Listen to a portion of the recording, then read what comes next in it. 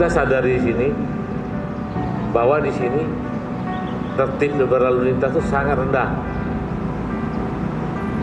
Saya berapa kali bersepeda, berapa kali naik motor, dari kanan tuh langsung ke kiri baru ada di sini.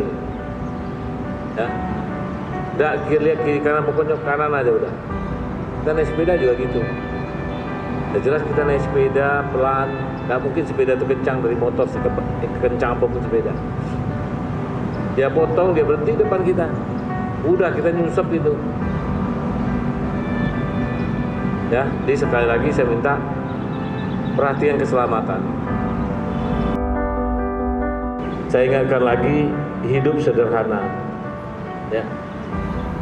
Jangan sampai ada laporan utang sana, utang sini, nipu, ya, masukin ini, masukin itu, akhirnya tanya duitnya kemana? Bingung jual. Kenapa? Akhirnya ngasih ke siapa, ke siapa. Jadi kita perhatikan itu. Yakinilah apa yang kita perbuat. Kalau kita tidak kuat lagi, hanya kita sama Tuhan yang tahu.